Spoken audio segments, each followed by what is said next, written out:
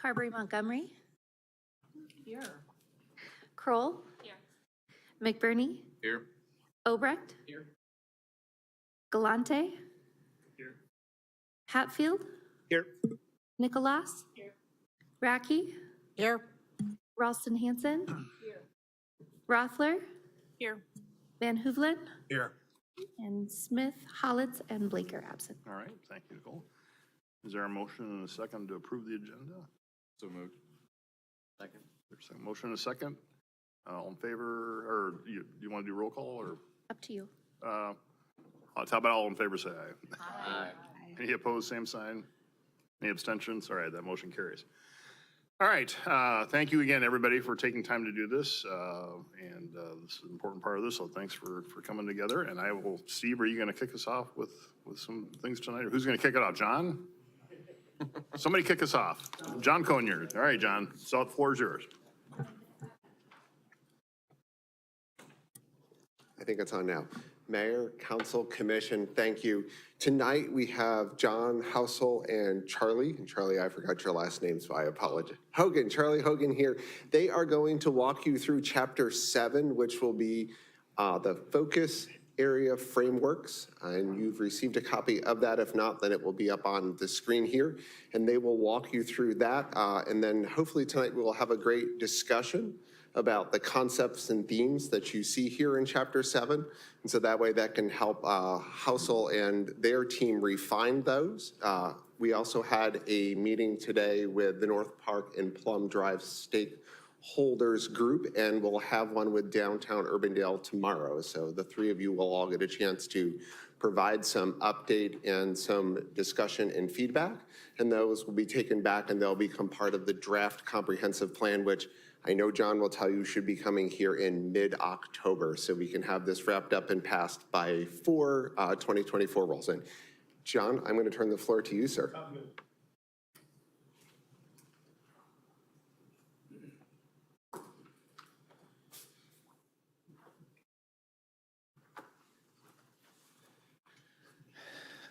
All right, well, good evening and thanks for having us here. Like John said, my name is John Housel with Housel Amin, and over there is Charlie Hogan. A little while ago, I was here with Tricia Park, a senior planner with our firm, who's also working on this assignment. So just to reiterate a little bit, do you have on your screens, okay, you've got the focus area workshops on your screen. We have provided over the last week, we provided chapters 1 through 6 to staff to begin reviewing. So that is the introduction, the community profile, the vision, goals, and themes, the land use plan, the residential housing and neighborhoods plan, the commercial and industrial framework plan. So that's 1 through 6. So staff is reviewing that right now as a package. It's a lot of material in there. And what we're here to sort of talk about this evening is a working draft of Chapter 7. There's a lot of stuff in here, and as John said, we had a meeting this afternoon over at the Bankers Association building. I don't know if I've got that exactly right. Nice facility, biggest boardroom table I think I've ever seen. Really quite spectacular.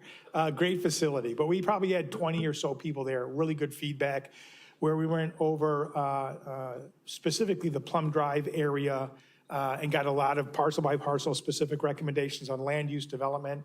There are some questions about some what the impact might be to zoning, some transportation and parking recommendations. But it was really good feedback, all things that we can take action on going forward. I just want to reiterate that this is just a working draft. This draft before you is just to spur conversation. It took me about an hour and 15 minutes to get through just the Plum Drive one this afternoon, and we've got 5. So we're not going to be here till midnight, I assure you. So I could talk that long if you'd let me. Please don't let me. But what I will probably end up doing is giving you, think of it more of a sort of an orientation, all right? I'm going to walk you through this chapter. I'm going to walk you through what are essentially 5 different sub-areas. 3 are packaged together as part of the Douglas Parkway, but there are 5 in total. So I'll walk through each one of them and really try to bring to light the bigger themes or the more important components.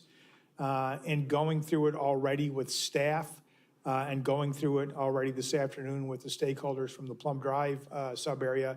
There are already things, and from driving around, there's already quite a few things that I know in driving around. Just this morning, we probably spent 4 hours this morning driving around, driving behind buildings, I mean, all over. There's a lot of things I want to change, or I think we should consider changing. And I've set up a meeting, and John has set up a meeting to meet with some of the key staff tomorrow morning after our downtown meeting, to come back to City Hall and talk with staff about some of the things we might want to work through. So this is just it's a work in progress. Nothing in here is to the point where we are recommending it. But at some point, you got to put pen to paper and then react to what's on paper. And that's what this is. So think of it as sort of a discussion point. As we go through this, ask any questions you have as we go through it. I may go through some sections more quickly and try to draw your attention to other things. But if you have gone through it on your own and you want to interrupt and raise your hand and ask a question, I'm one of 9 kids. So you got to raise your hand and just interrupt or you're going to get passed over. So don't be shy about jumping in the fray. So the first thing, again, is the main reason we do focus areas, or in some comprehensive plans are called sub-areas, is the enabling legislation in every state is a little bit different. But the fundamental component of comprehensive planning that were established by the Enabling Acts is to give cities the ability to plan primarily land use or land use and growth and development components for their city and to an extent beyond the city limits in unincorporated areas up to a certain extent. It's not regulatory like zoning, so it is not entitlement. It is meant to be sort of a policy document. The best way to think of it going forward is it's a foundation for decision-making, right? So as Public Works considers prioritizing CIP investment, if a developer is in front of you pitching a development proposal, if staff brings to you zoning text amendments, they think you should consider changing the zoning. This should help guide that discussion and inform those decisions, right? So you can deviate from it over time, but it's meant to provide continuity over years in terms of the city trying to reach a vision for the greater community. So that's what this is. In doing this process, however, there are usually certain areas of a city that desire or need more careful attention.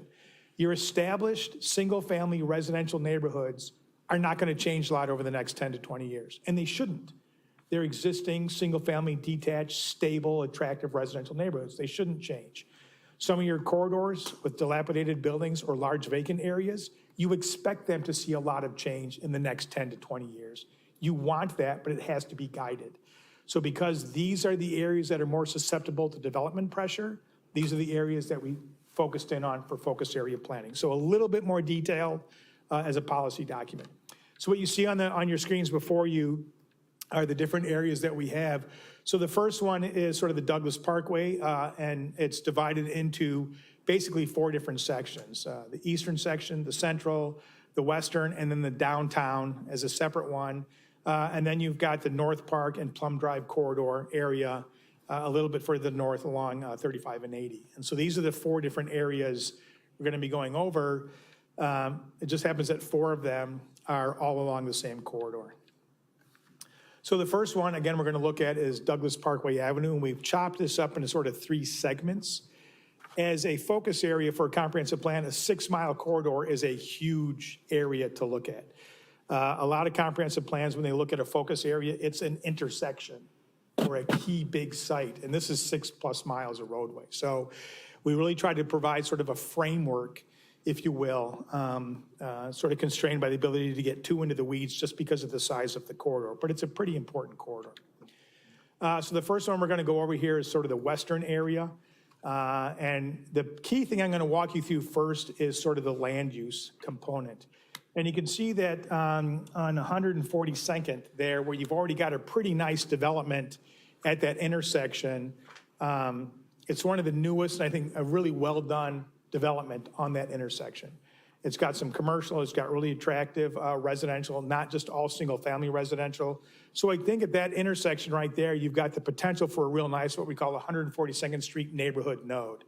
You've already got a great start to this concept where you have mixed residential. When I say mixed residential, I'm not talking about intense multifamily. I'm talking about single-family and single-family attached, townhomes, duplexes, triplexes, something other than straight-up single-family detached. So at that intersection, we think at all three of those corners, not the southeast, but the southwest, the northwest, and the northeast, all three of those corners should really be achieved as a fairly dense, mixed commercial, mixed residential neighborhood node at that intersection, consistent with some of the stuff that is already there right now as a starting point. There is an area that we've identified for single-family attached residential, and that's at the intersection of, I gotta bring my glasses here, 156th. If you look at the northwest corner and the southeast corner of those two, there are vacant properties there that we think, given what's around them, it's a good location for not single-family detached, but single-family attached. A townhome type of a product, or a duplex or a triplex type of a product, something similar in scale to single-family detached, and would be compatible with that adjacency, but it would be something a little bit more dense at the intersection of both of those two corners.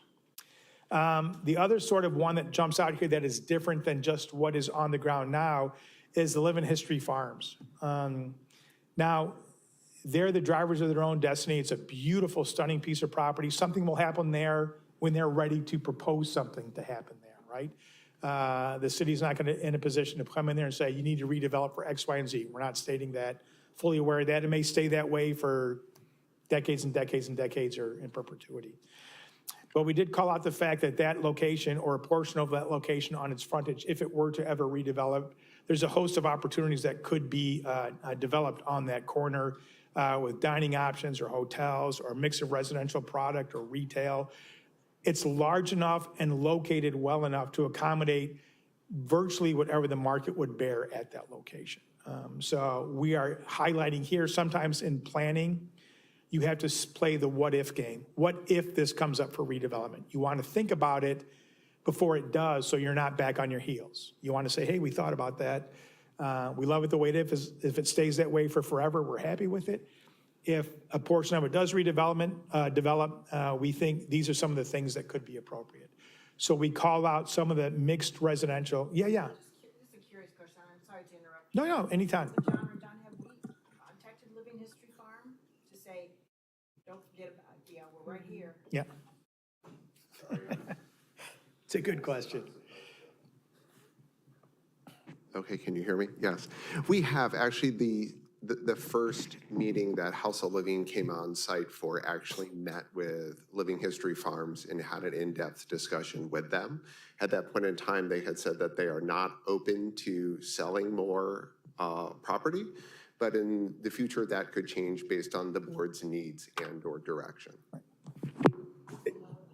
Yeah, and that's a really good question. And that's sort of that line you have to walk between looking at the potential development in the future. If you're drawing circles around people's property, somebody owns that property, and property rights matter and ownership matters, and we don't want to usurp that or telegraph. There's no idling bulldozers behind City Hall that if this gets adopted, we're going to roll out and change land uses. It's still all market driven. So whenever we identify an area that has the potential to be something else, we want to make sure that the property owners are aware of that, which is why when we get this drafted and start having open houses and stuff, we'll make sure that some of these key areas are notified so they can come in and provide comment.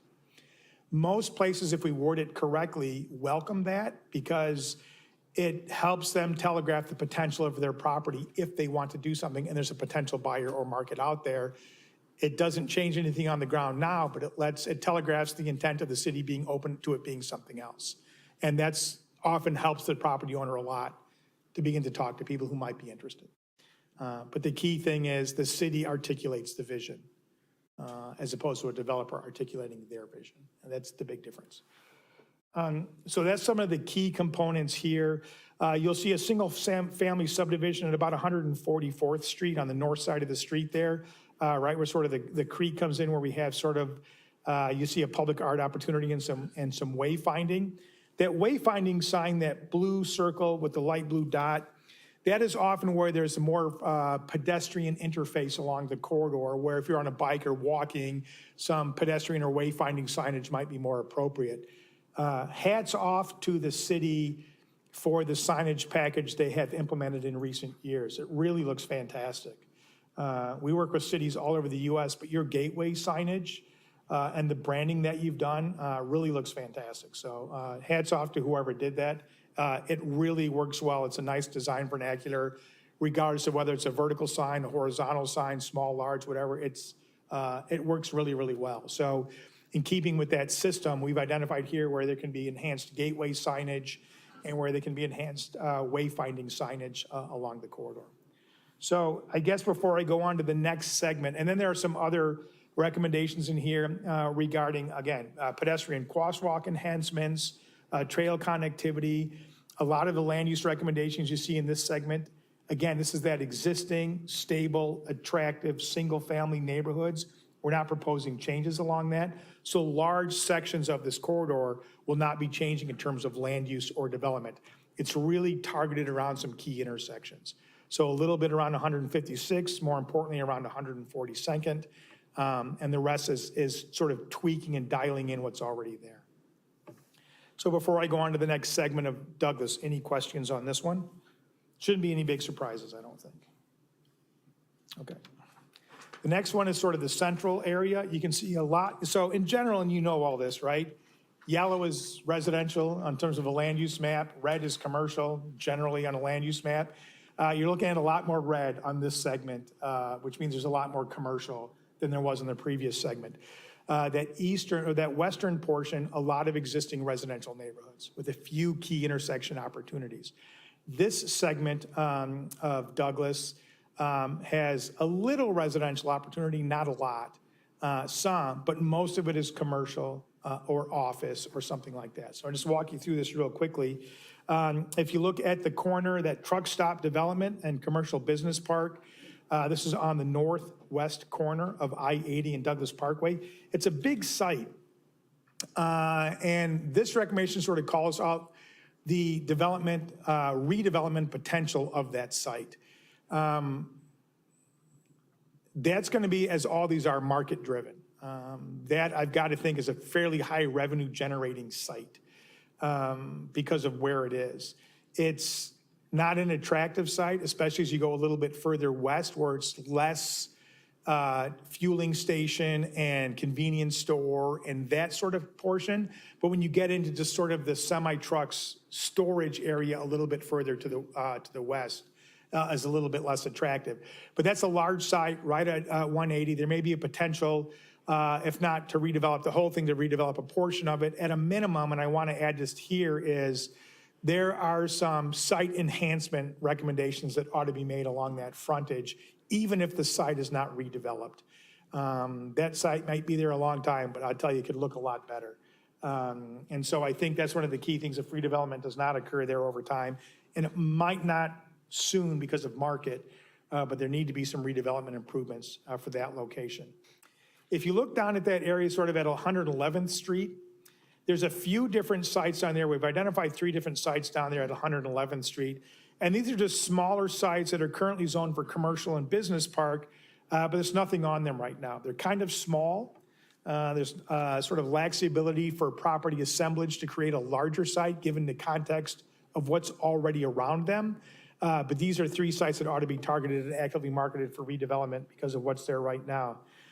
The 109th Street Commercial and Business Park, there's about 7 acres on 109th Street, that northwest corner, which is a great site right now. We would identify that not for commercial, but for sort of office, research, business park. That's sort of a professional office park, business park setting, as opposed to a retail or commercial activity. The retail market's tough. It's a dynamic market across the country. As you all know, retail is rapidly changing. But what's interesting is although people are shopping more and more from home and doing it less out of house, they are eating more and more out of house than they are in-house. And that's a completely reversed dynamic over commercial and retail. So the mix of eating establishments, whether you're carry out, order out, dine in, the proportion of that relative to regular bricks and mortar retail, the proportion is shifting a little bit. So a lot of the stuff that is commercial is not likely going to be retail, but it will be entertainment, service, professional service, business service, and or some sort of restaurant aspect. So but what is rapidly changing at the same time is that office business park research market, which is actually evolving. It's not going away. So having land to land there is really important. A key site that is it's a unique site. I've worked with about 450 cities across the US, and that residential property that we call mixed residential, you see it's 109th northeast side along that whole frontage. Apartment / partial motel, partial scary / partial whatever. It's an interesting site, right? It's an interesting site. It's existing. Some of it's occupied. Some of it appears not to be. Hard to tell on some of those two central buildings. It looks like the two farthest east ones are. The two middle ones, I'm not sure. They've sort of commercialized through a motel, the motel, the far west piece. But if that property owner could be enticed into a mixed residential redevelopment, that would be fantastic. It's a site that is ripe for it. I would say that in the marketplace, it's limping along. It's not the best version of itself and has the potential to be something much more. The question is if the market dynamics are right to tip that scale so it pencils out. But that's a priority site for sure for redevelopment. As you go a little bit further over to the east, then, if you look at the intersection, and we don't even have the street label, it would be 100th Street, right? That's a huge hub. You've got some real elevation challenges along this corridor, which are hard to pick up in a map or plan view. A lot of things look like, boy, there's great frontage there, when in fact it's not great commercial frontage because it's really challenging property to access. And some of the properties along Douglas, as you go along the full length, are even difficult to see, let alone access, because you're really looking up. And in a couple places, you're looking down on roofs. So it's a challenging corridor there for sure. The one thing here, though, but pretty solid commercial on the corner. This shows the self-storage on the southeast corner as being commercial designation. I think if that could be redeveloped, commercial would be better there than light industrial, but we may want to consider showing that self-storage area. That's light industrial. It's relatively new. Comprehensive plans are written for a 10-year plus horizon, 10 to 20-year horizon. That being redeveloped as commercial, I doubt it for the duration of this plan. The southwest corner is a unique site. Now, this talks about employment-focused adaptive reuse in that area. And I think there are some buildings in that area could be that. But I think in driving around out there this morning, maybe a slightly more nuanced approach to this corridor, to this southwest corner. I don't know that employment-focused adaptive reuse is going to work for all the buildings there. It will for some of them, but some of them is just not a viable contender for adaptive reuse for mixed industrial, light industrial. I think that's the right use for that corner. I even want to guess, if you have any ideas on, and this shows the building footprint there just past the railroad tracks on that southeast corner. But I think that building has been removed, right? Do you have anybody come to the table with any ideas for that or thoughts on it? We show it as commercial holding that corner. And then in light industrial as you go a little bit further west. But with the railroad there and the grade change, commercial might be tough there.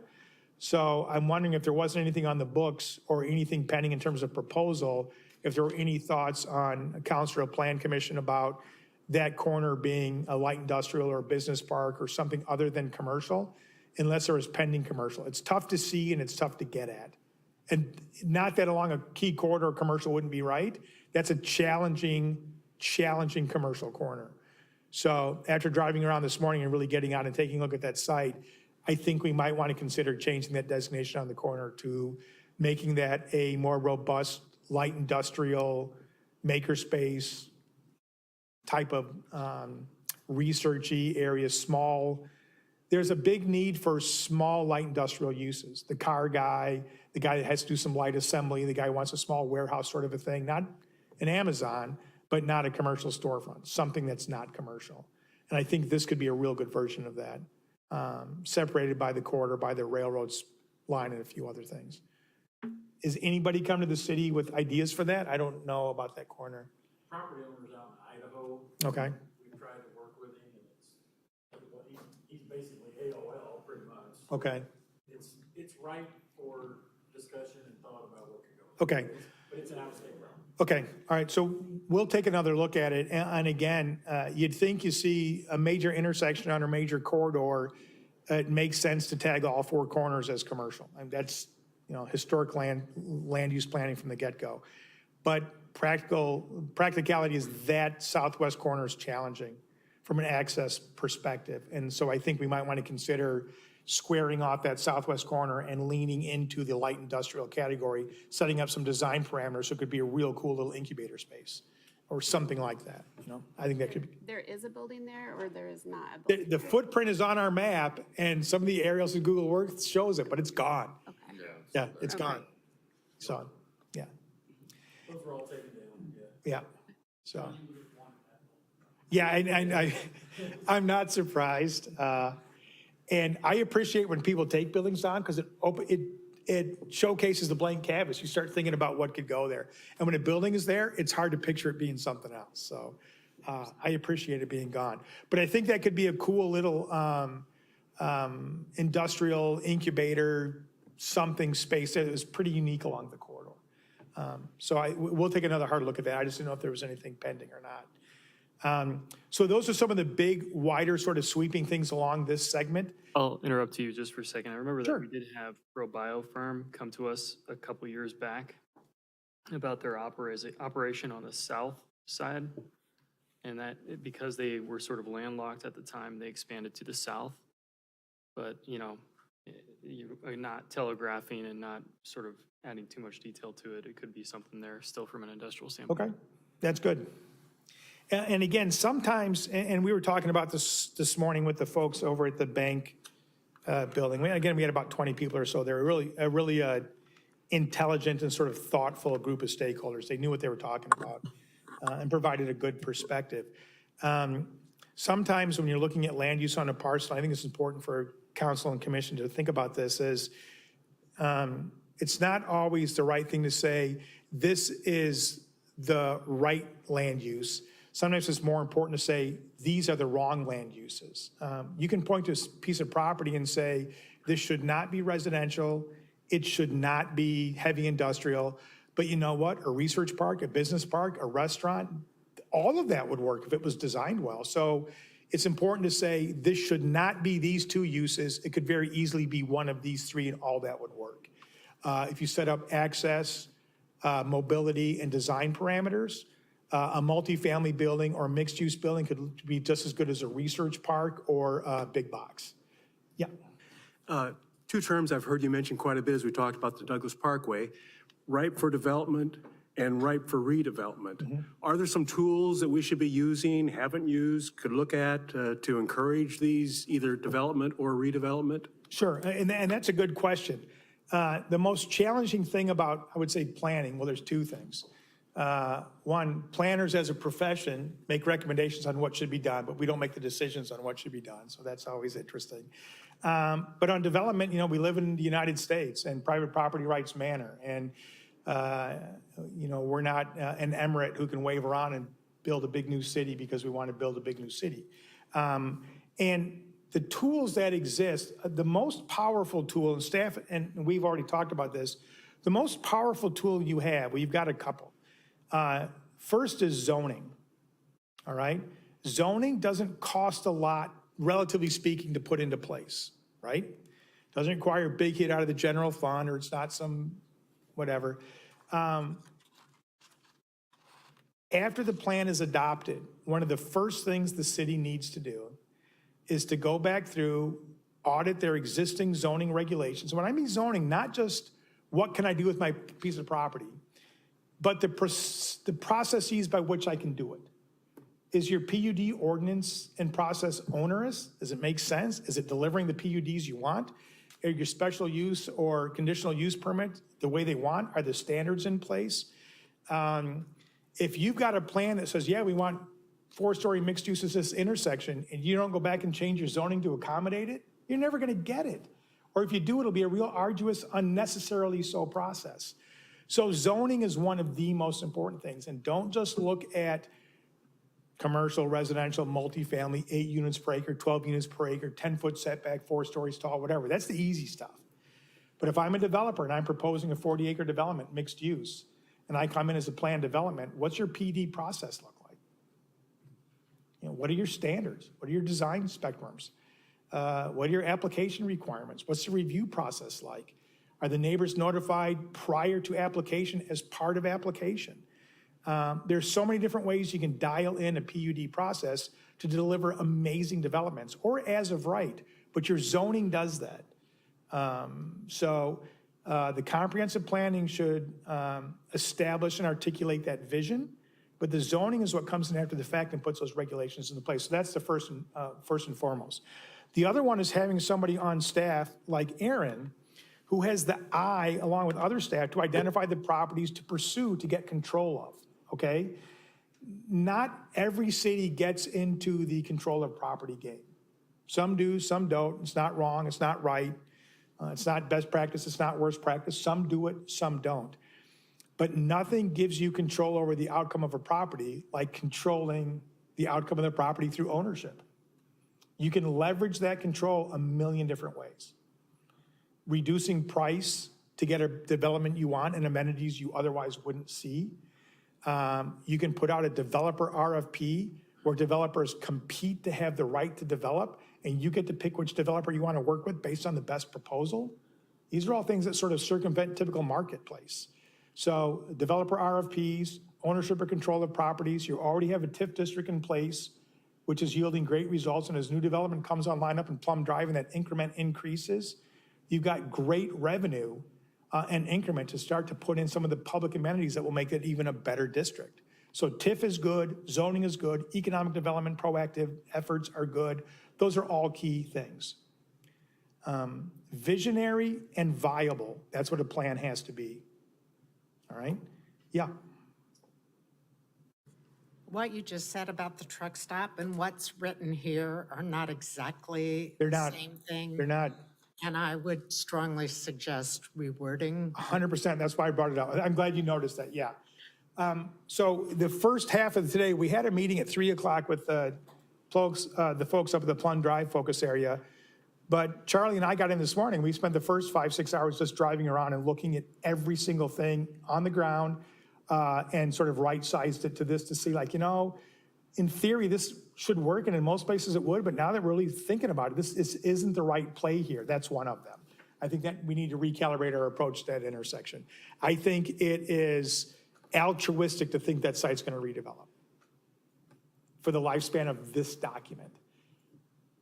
And And the reference that you made verbally to site improvements, I think would help, and I didn't see it. I read this yesterday, I didn't see it. I agree in there. 100%.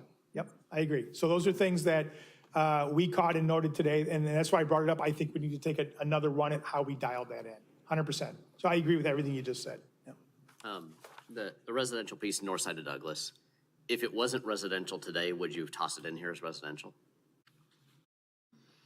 What the piece right here?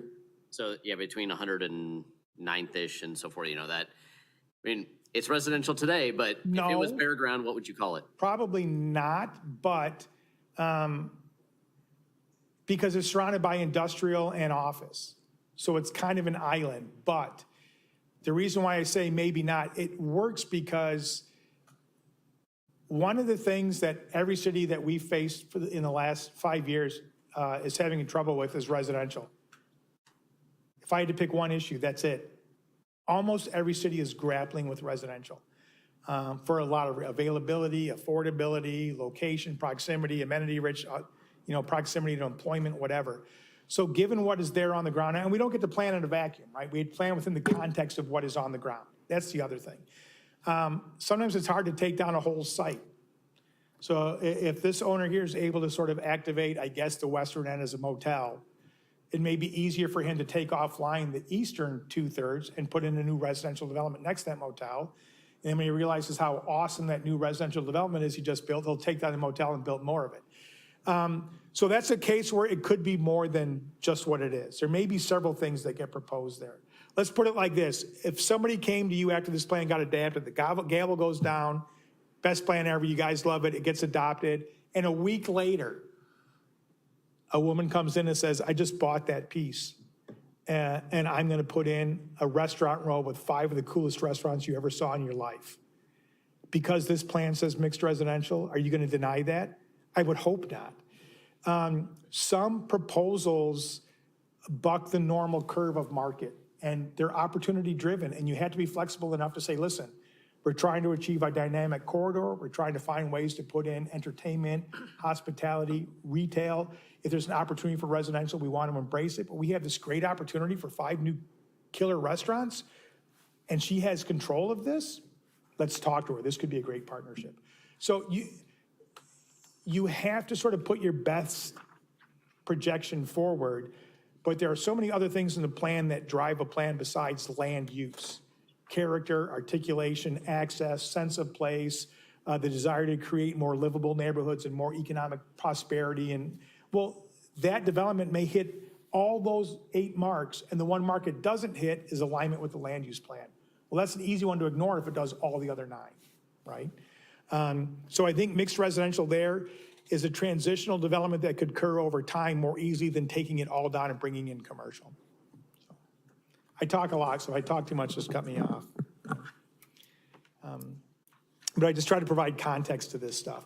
And it's residential now. So having it become residential going forward is a transition that is easy to get your arms around versus if it was a vacant site, maybe we wouldn't. So, okay. The last part of this, sort of the Douglas Parkway, is this east focus area. And there's a lot going on here. I would say if you look at it in 2 different pieces primarily, if you look at it from 86th Street going west, not a lot of change, right? Stable residential. We've got a large commercial site at the northwest corner that could be developed for something, but everything else sort of is what it is. Not a lot of big changes there. But if you get, we think that intersection needs to really be something. And a lot of people focus on this notion of a gateway. When you come into a community, you want people to know you're in Urbandale. You cross over, boom, I'm in Urbandale. You want to know. But what sometimes gets neglected, and I think you've done a pretty good job on this in certain corridors, in certain intersections, is when you're parked at an intersection at a red light and you're looking around, and it's a key intersection, you're already in the community. So you've passed whatever gateway there's going to be. You should look around and say, like, boy, this is really nice. Like, look at those public benches and look at that art and look at that fountain and the landscape and the bollard lighting. Like, this is really nice. You're in the community already. You know you're in the community already. You're stopped at a stoplight, listening to your podcast or whatever in your car, looking around. You should be reinforced you're in Urbandale. So there are certain intersections that you need to reinforce aesthetically as great intersections. And it's also an opportunity then, along with those CIP improvements, to put in enhanced crosswalks, bollard lighting, to make it a safer experience as well. This is one of those intersections, which is what that conglomeration of symbols is there that shows that. As you move a little bit further to the east, there's a couple of things I want to chat about as well here. There is a church at the intersection of 81st Street, right? And I believe it's vacant. It looks like nobody's in it, but I don't know. Sometimes it's hard to tell. The parking lot has grass growing through it. It's a big piece of property. It goes back pretty far. Do you know which one I'm talking about? Okay. This shows that and the blocks proceeding to the, over to 79th as being commercial. And I don't know if that's how I would play that. Now that again, makes sense. If it stayed like this, it could totally manifest over time and make sense. But having been out there and really spending some time walking around this area, driving and walking around, we actually got out and sort of took some pictures.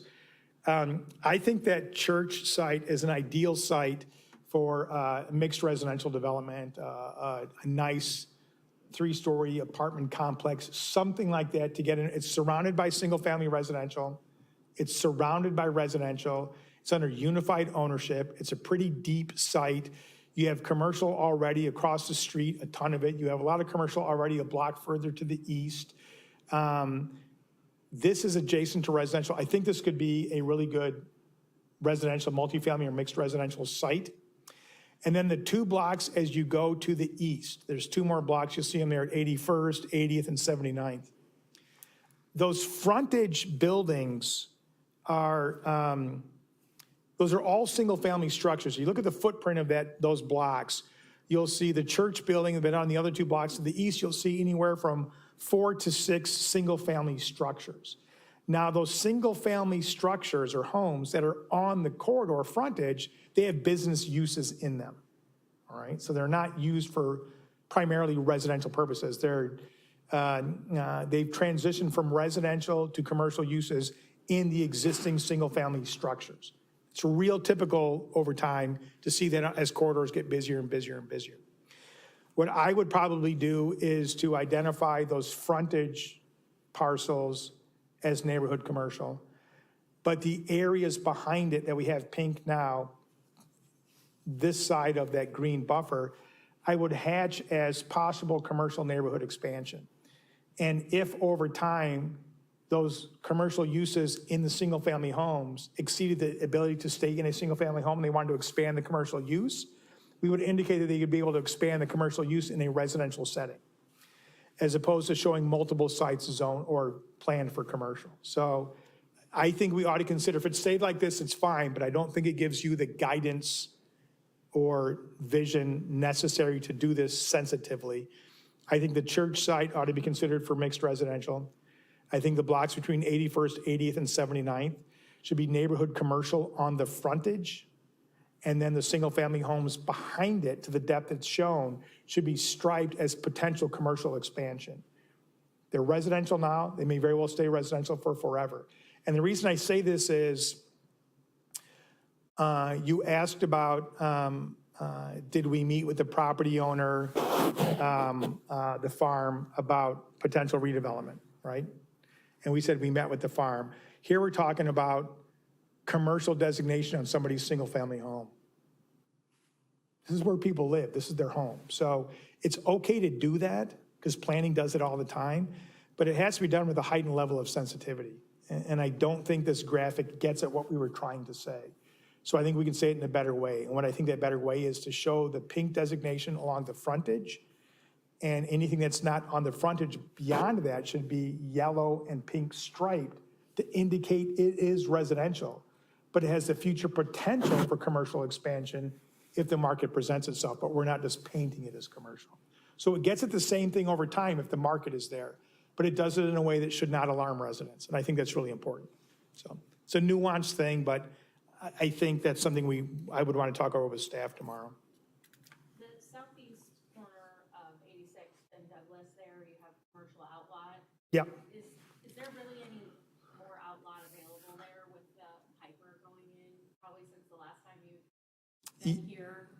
It's pretty tight on that corner. It's tight and it's got severe grade change, if I'm thinking of it correctly, right? It drops way down before you'd even get to, and that the drop is behind the little corner sign. They have like a nice sign, like a masonry sign or whatever on the corner, then it drops way down. Now there may be room back in there, so we left it in here, but I think that's a tough play. I mean, in the time period that I sat at this table between the Planning and Zoning Commission and the council, I mean, we've gone from like 0 in that strip mall to Yep. now it's Booming. thriving. Yeah. And I'm glad to, I mean, I'm obviously very glad to see it thriving, but I'm just not sure that it'd be a good idea to list this as a potential, redevelopment area when it's pretty full. And it's when it comes to commercial shopping centers in general, that's the biggest play coast to coast right now. We're doing a ton of that in states all over the country where we're identifying underutilized parking lots that were parked for the day after Thanksgiving. And they're full a third of that most of the year. So they're actually putting in outlots. And the lots they're putting in for outlot aren't ones that necessarily generate parking. It might be like a fast food outlet or something like that, that when you're there to go to one of the other tenants, while you're there, you might drive from the east end of the parking lot to the west end of the parking lot to hit another use before you go. So it's more of a shared parking utilization than it is an additive to the parking demand. So I don't see any problem in leaving it there. I may reword it a little bit to say, if it can be accommodated in a way that doesn't jeopardize parking inventory as needed by the rest of the center. So I might add that caveat. There's no negative in having it in here, but I want to sort of chew it up by saying it should be considered if it doesn't jeopardize parking resources for the rest of the center. Yeah, I think that's important. I mean, I Yep. was just getting dog food and energy drink on Saturday, and, middle of the afternoon on Saturday, Yeah. There was a lot of parking Yep. full, and it was hard to get from dog food to, which is a great problem to have, but I think if you reword that, that'd be Dog food and energy drink. It sounds like my Saturday. Yeah. And in some ways, it's already occurring too, because I think there's a coffee drive-through that is in that area that's recent. Right. Probably what you were getting. Yeah. There you go. Yeah. So we can go out there and take another look. So if it stays, I would tweak the language a little bit. If it came out, I don't think it's going to be devastating. So it's a real good point.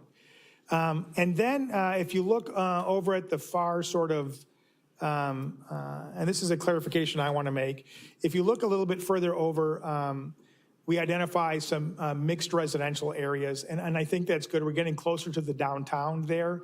So we've got some opportunities for mixed residential, so it could be 2-3-story residential development. It doesn't have to be single family. We're getting into close proximity to the downtown. I think that's important. The other thing that some of these graphics show, you'll see like a little red X next to the blue circle on this one. You'll see a bunch of red X's over on the far right, and you'll see some of these in some of the other plans as well.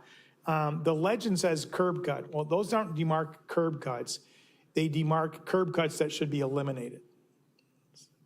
Literally 180 difference. So we're not, so what I want to do is we need to change the legend to eliminate curb cut. But one of the things we had talked about with the group this afternoon was we're toying with the idea, and we'll see how, we'll work with staff on this, but separating out the land use and development recommendations and separating out the sense of place and mobility recommendations. So they're not all on the same graphic. I think if you're going to begin to demark what driveways should be eliminated, you've got to show what driveways are there. Otherwise, they're just X's on a map.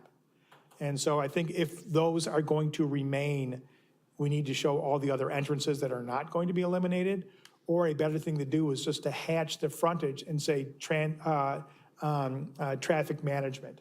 And then the call out would be, in this area, you should seek to minimize excess curb cuts to improve traffic flow and safety without trying to identify each individual driveway. The key there is, and IDOT does this anyway, but it's access management, right? So we may slightly reword how that is done. The principle or the concept is vitally important. Access management and eliminating excess curb cuts. But the way it's depicted here, I think, could be done better. So when you see it next time, that'll be revised. All right, any questions on this segment? No?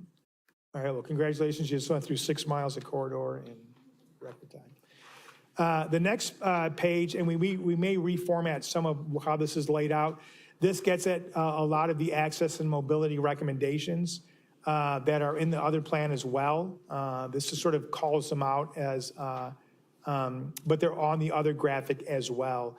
And this shows out where there needs to be enhanced trail connectivity, pedestrian crosswalk connectivity, bicycle and pedestrian connections. So this begins to show a few key areas that are kind of busy on the map, and it calls them out separately here. 142nd Street Trail, neighborhood bikeway connections, and curb cuts consolidations.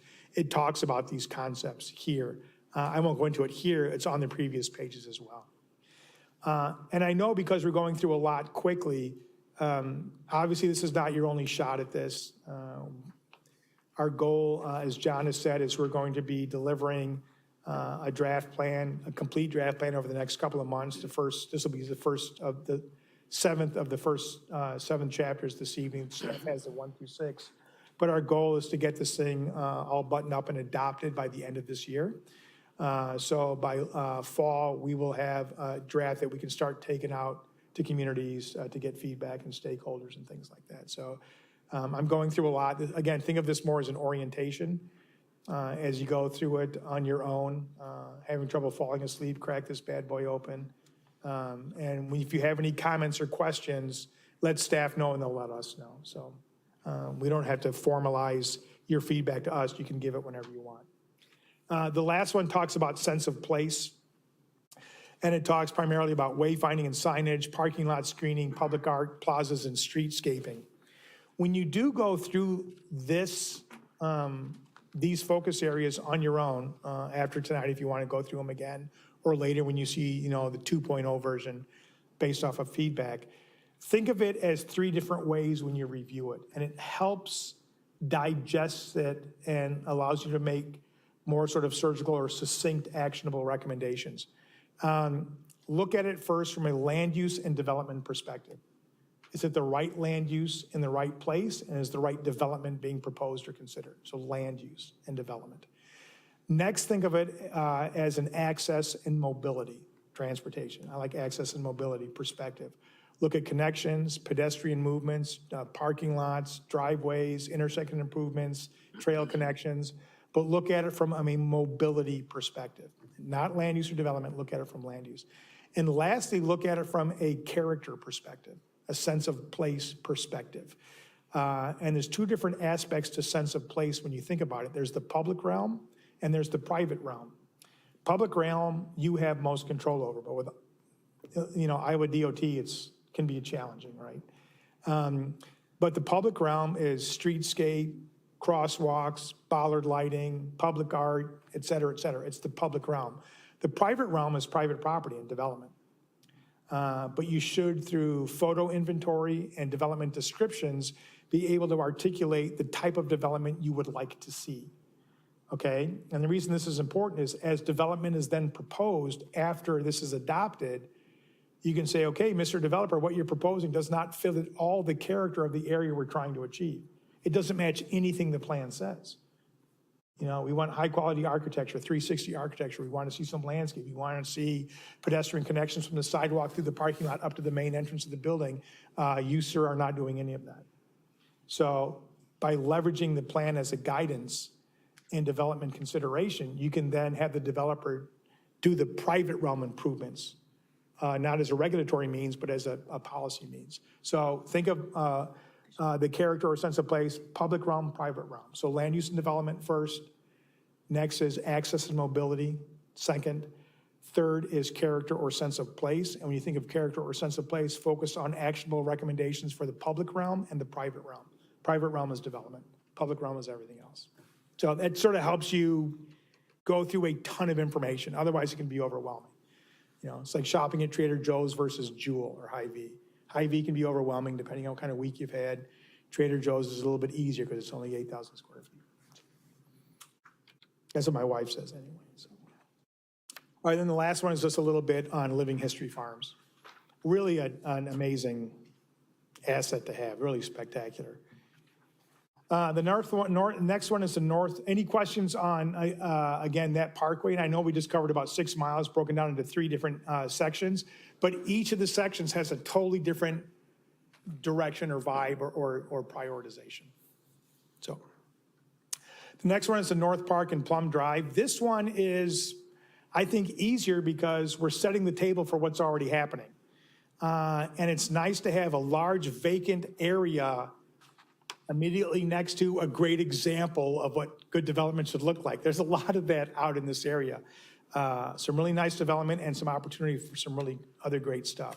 So the main thing we're trying to do here with this, and I'll focus on this for a little while, the land use plan here, is we're trying to create a greater mix of uses in this area, so it's not just some homogeneous business park.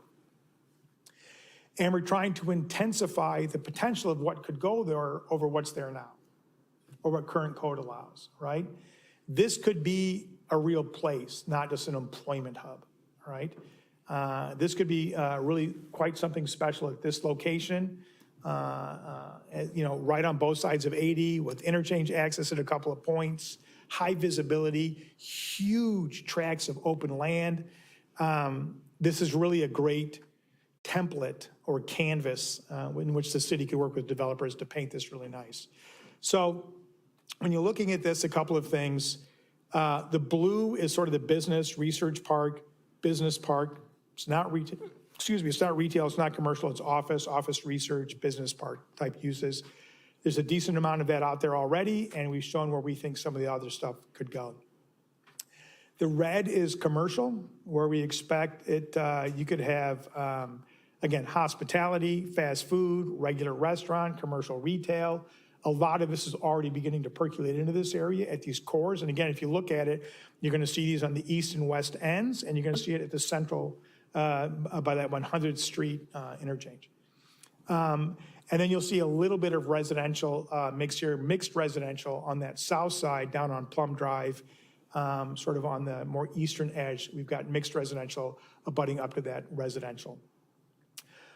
So the key thing here, a couple things. We want to intensify the development potential of this area, and we want to increase the mix of uses that we're calling for in this area.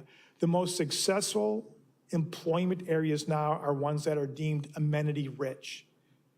And that is if you are an employee here, whether you're a new employee or fresh out of college, young professional, whether you're working in a warehouse or whether it doesn't matter.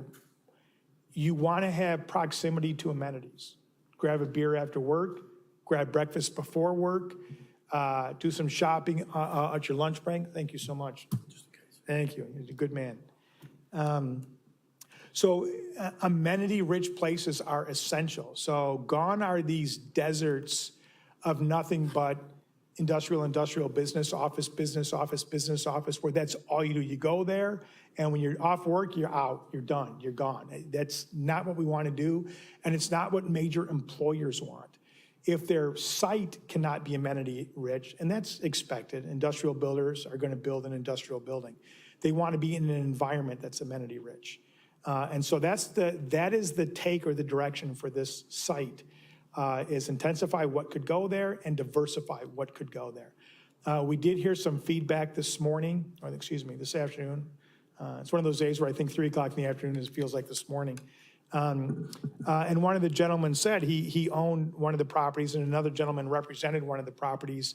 And what we show here as office business park is currently zoned and entitled for big box, commercial, things like that. And they don't want anything on here to be perceived as a downgrade or a downzoning for what they can currently do. So what I recommended there is what we want to do here is maximize viable options while ensuring quality of development. If we could do that, ownership, development, the city, and the market will arrive at a mutually beneficial outcome.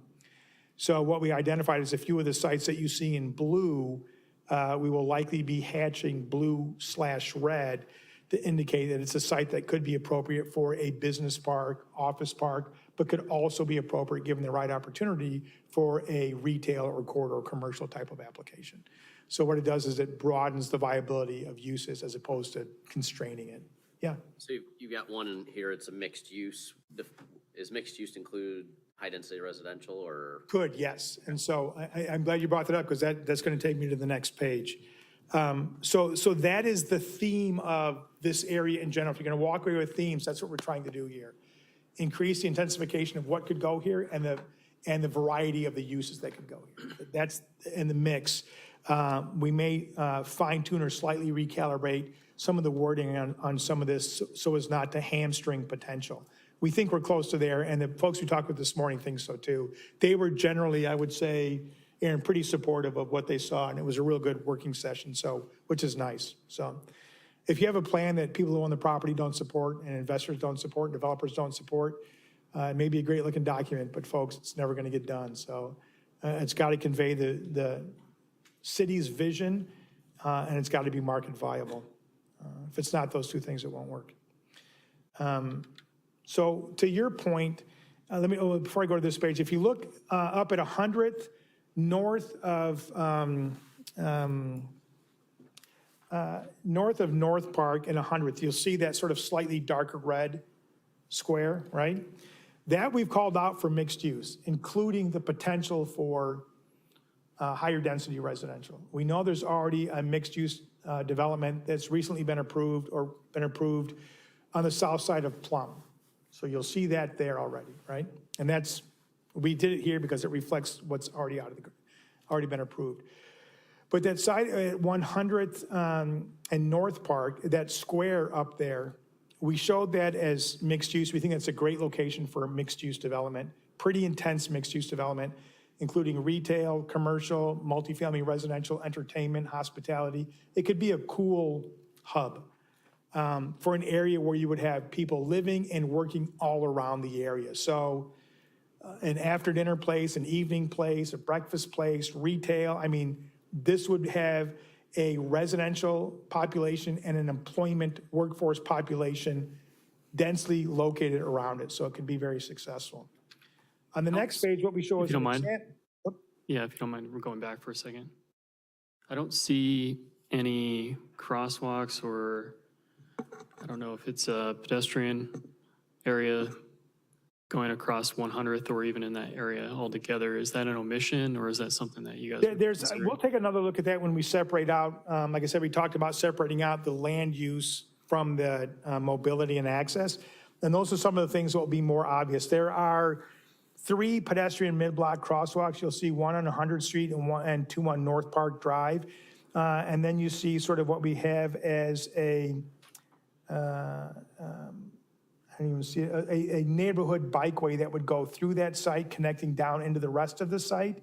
So we do show a bike pad through the site as well as pedestrian crosswalks or crosswalks on 100th and North Park Drive. Right. So we've got a couple in there that are hard to see, and we don't have a lot in there. But these are ones that once the development comes online, I think the language, we don't know exactly where those entrances are going to be. So I think what we need to do is make sure that we've indicated the necessity to have them there, but if a development comes forward, I think it's incumbent upon the city to say pedestrian mobility and connectivity is crucially important. So Mr. Developer, demonstrate to us how you're going to connect everything. So we've got a few, but we could show more. And with that, another thing I wanted to sort of highlight in this section, but could be true throughout, is sort of the flow between cities. And you had a lot of mention to sort of these particular corridors, that kind of thing, but how are we encouraging flow between cities and that from a transportation, aesthetic, everything? Yeah. From an aesthetic, not as much. From a transportation, absolutely. One of the chapters that isn't delivered yet, I think it might be chapter 8, so it'll be the next one coming, is the transportation chapter, where we'll address things about connectivity to a greater degree than we are here. In general, yeah, you want bike, pedestrian, and vehicular things to connect to something else. We've all been biking where you come up to the street and you want to cross the street and you look across the street and there's no ramp, it's just a hard curb. There's no trailer, there's no sidewalk. You're like, where do I go now? Like you literally have no place to go. I've been there. It's even scary when you're pulling like a burly with little kids in the back. Like, We are putting our complete streets plan, overlaying this into this, aren't we? exactly right, exactly right. So that's the next chapter that's coming up that you don't have the benefit of seeing now is chapter 8, yeah. Yeah, and I don't mean to challenge you on crosswalks. Oh, it's okay. But like the other thing would be just like you mentioned earlier, sort of being able to approach an intersection and know that you're in that town.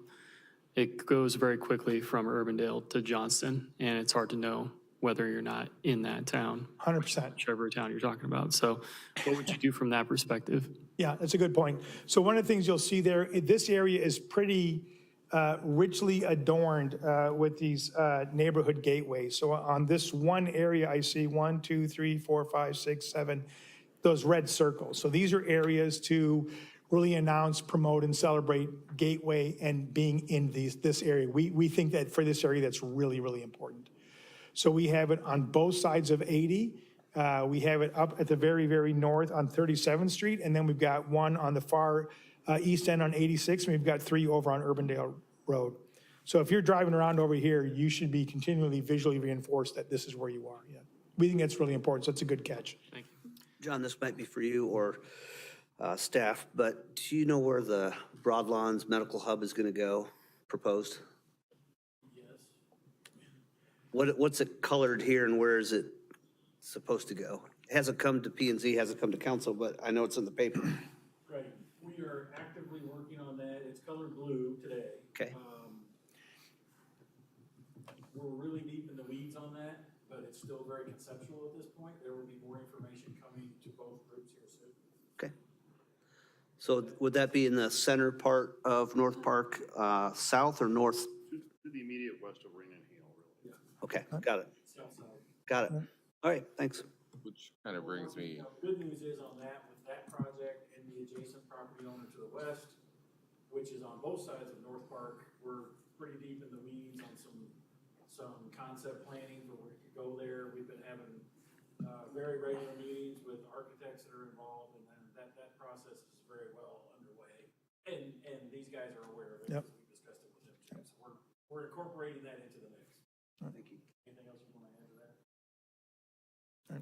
Good. which kind of brings me to my question. How prevalent do you really feel that office and business park use is going to be in the future, given how we've seen businesses selling off their office space and the fact that here in Urbandale even, we have office space that goes unused?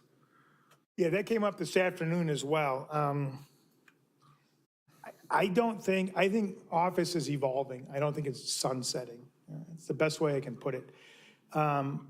Office parks traditionally, historically, since the 70s, have been one-story, sort of monochromatic buildings in a campus-like setting. You've got some of those around here, right? That's not business parks really going forward. If you think of a business park as a research, business, maybe some light assembly, all this stuff in your zoning should be enabled in the business park. The key thing is to prescribe a spectrum of what could take place in the buildings in a professional setting, whether you're sitting at a desk or at an arc welder or pushing motherboards, chips into a motherboard. Is the setting in which those things are developed and take place. Is it an attractive campus-like setting? What do the buildings look like? What are the setbacks? What are the landscaping requirements? How are truck bays faced, if there's truck bays on the building? Historically, these parks, again, used to be offices. They were offices, let's face it, there's giant office buildings that were impossible to navigate or to find what was where. So a business park is different now. It's research, it's light industrial, it's office, it's a mix of all of the above. It's not uncommon for these buildings to have a shipment of 1 or 2 trucks would come in on a Monday with parts, circuit boards, chips, whatever else. And then over the course of the week, they're doing a light assembly of stuff that was brought to them, not raw material, but semi-finished stuff. At the end of the week, they ship out a bunch of, boxed motherboards that would go into a pocket of a computer and they go on someplace else. Perfect use, right? Perfect use for this. Not an office, but zoning and SIC codes, standard industrial classification codes, have not kept up with the pace of evolving business. Not at all. Neither have zoning ordinances. We still run into zoning ordinances that will have the list of uses, and I'm not joking. Here's one we did about a month ago. Telegraph machine repair facility. Newsflash, no one's used them, let alone running a business that does nothing but repair them. But stuff like that is in codes everywhere. So it's about redefining what those are when you get around to redoing your your zoning ordinance. So business parks are evolving. They're not office parks anymore. They're office/business parks. And the business aspect of that could be light assembly, it could be research, it could be a lot of very cool things that people desperately want to have space for. And where do you go for that stuff? Thank you. To your question about that Broadlands project, Broadlands is part of that project, but it's only part of that project. Right. All right. And that is basically gonna be an office park, but it's all kinds of specialty medical fields. Right. So, and John's right, office is changing, but it's in part because it's more specialty oriented now. Right. So that's gonna be designated as an office use, but, there might be an accessory coffee shop in one of the buildings, and there might be a spa in one of the buildings, but it's centered around all these different types of medical uses that can serve the public. So Right. that part of it is kind of cool.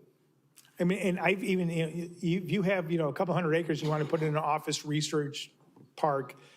And one of the first buildings that goes in is a building that has like 2 totally different types of cafe restaurants or like an athletic facility. If I'm looking to build a place to have 100 employees, I'm going there because I know people will want to work for me in an amenity-rich environment, right? That's the key. So they're evolving, and they're not like this. They're not isolated areas where everything around them is the same thing. It's like this, right? Amenity-rich environments. It's Part just, of what's coming your way on that project is a PUD amendment to make sure we've got all those different medical uses. yep. Awesome. Yep. That'd be great. So things are changing. So I want to point your attention to this. So we showed this. I want to work on some different photos to capture the character of some of the uses here. We talked about office and business park and mixed use and mixed residential. I don't know if these photos are the photos they need to be, but we'll work on the photos. The concepts are there. But what I want to point to is this town center focal point. So what you see here, you're all familiar with Prairie Trail, right? Right. Okay, so we pulled that for a reason. It's typically highly regarded. People during outreach referred to it. They know where it is. It's a mixed-use development, pretty intense development. So for purposes of scale, look at that blue box. That Photoshopped, that is Prairie Trail mixed-use development. That's what that is, okay? And the block we dropped it on is 100th and North Park Drive. So that'll give you the scale we're talking about when we say pretty intense mixed-use development. Could have residential, retail, restaurant, entertainment, hospitality. That little photo you see there is Prairie Trail development dropped into that red site that you see there on North Park and 100th Street. That red square, see where right at the very top, middle of the graphic, very top square, right there. I see your pen on it, right there. So it's just to the right of that top red circle, right? Yeah. I have a question on that area. Is that address, would that be a Johnston address? Because I know a lot of North Park along there, you actually have a, It's a Johnson zip code. so I guess my concern is, what? Don't bring up our battle with the postal service. Well, I guess I'm bringing it up, and maybe this, I don't know if this is the right time to bring it up or sense of place, but I have a sense of confusion when it comes to North Park Drive. Because You're not alone. people, like I've worked in an office building over there, and you tell people to go to Johnston. You don't tell people to go to Urbandale, so. At the other end, that's our constant battle, and that will certainly be part of all of these projects and hopes that we have for this corridor. That will be part of it, is that this is Urbandale. A thing you can do, because I've seen development communities that do this. There's a community that had a pretty bad reputation, but it had some of the most stunning residential development. And everybody thought it was the neighboring community because it was a nice community. And so what they did is they actually, as part of the PUD process and in the zoning ordinance, they required the name of the town had to be part of the gateway sign to that neighborhood.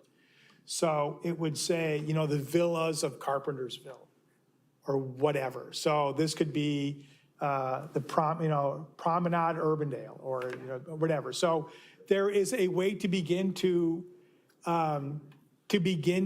brand who you are with really great stuff by requiring or otherwise enticing developers to include Urbandale's name in some part of the sign, so people never have to ask. You ever up to Promenade Urbandale? Oh, it's this fantastic mixed-use thing up on So there's the ways around that, and you're not the first community that has struggled with identity of new development and wanting credit for it. We're working for a town in Colorado that sort of let that get away. It's got a challenging, not reputation, but character. But some of the nicest residential, new Front Range residential development is happening on the north side of this town. But the developer has branded their development as a name. And so whenever one of these giant new subdivisions goes up, it's got that name on it. And everybody now that doesn't live in that town but lives in the greater Denver area refers to that as the city. They don't refer to, even though it's all in the city that's really struggling with reputation. And I'm like, you guys blew it. You could have had your name on every one of those neighborhood gateways. So there's ways around that. That's part of, Julie, that's part of why when you get off at 100, we've got our two big signs Yeah. right there. We tried to start establishing that. Right. We've got another sign under contract, that top red circle up there. We've got another sign under contract that's gonna be going in that location. And then, like I said, as we work on these projects, we'll be thinking about other ways to be able to do this. So for what we did on the plan that you see in front of you on your screens, I can't really sort of like, let me try to point to it here. Is that showing up on your squiggly on your thing? Okay, so this site right here is marked as mixed use, and that site is this site, but what is superimposed on that is the Prairie Trail development to scale. Because it's hard to look at a large vacant piece of property and picture what could go there. But you all know that development, picture picking that up and dropping that there. That could go there. That's sort of a game changer in terms of like, wow, that would be really cool, right? Well, that would be really cool. So it's all about raising the bar, folks. Let's raise the bar, and that's where that would go. So we put that there for comparison reasons. And then we get back into some of this more detailed thing about pedestrian crosswalks, pedestrian bridges. That's the other thing. We showed 2 pedestrian bridges here over 80. And then we talk a little bit further. You'll see 2 of them over there. And then we talk a little bit about the pedestrian bridge, trail expansions, safe pedestrian connections. This is where here we could get back to Galante. Is that how you pronounce your? Yep, that's the correct. pedestrian mobility and connectivity question that you raised. We can reinforce that on this page narratively. We can reinforce it graphically when we extract out the transportation recommendations. Then we'll also be sure to hit on it in the transportation chapter, which is being written right now. So. And this goes back to, again, that third sort of aspect of sense of place. And it talks about streetscaping and lighting and branding and gathering. And maybe we can talk again in here about ensuring that new development somehow showcases the fact that it's in Urbandale through signage and other features. So. And then the last one I'll go through, and I know we're doing pretty good on time. The last one I want to go through is downtown Urbandale. Now, we have a meeting with the downtown stakeholder folks tomorrow morning at 8 o'clock, so we'll get their feedback as well. There are some things in here that we were out, again, kicking the tires and walking around this morning that I think, I know what we were attempting to say. I don't think it translated well. So there's some things I want to change in terms of nuanced wording and then some graphic representation here. Primarily, so again, the part I want to change or talk to you about changing is you've got the area, look at the far west block. And it's all single family. It's shown as all single family, detached residential neighborhood. But there's actually some commercial uses in there that should be represented and are not. And we've outlined some of these areas as priority redevelopment opportunity sites, but that's not entirely correct. What we're trying to say there, and it doesn't translate here, so I want to take those purple outlines off here. I'm talking about this area right here, this block, right, this whole area here. What I want to do is I want to actually show it as a couple of things. There's some commercial frontage here, right? And then single family. And some of these single families back in here, they're modest, but they're well maintained, they're occupied. It's a nice little neighborhood. I mean, it's a nice neighborhood next to the downtown. So what we're trying to convey is not that someone would come in here and assemble 15 single family homes and build something. It's just not going to happen. Nor should the plan, I think, articulate that that's the intent. What we're trying to say here, that is within these areas, these should be perceived as opportunities if development occurs to bring in something besides just single-family detached. You could bring in a duplex or a small townhouse or something. It's right next to the downtown. This is where you want to begin to, what they call it, general density, right? You want to begin increase through general density practices, greater densities in proximity to your downtown. That's a natural thing you want to do. And then as you begin to articulate out from your downtown core, you go back to regular single-family.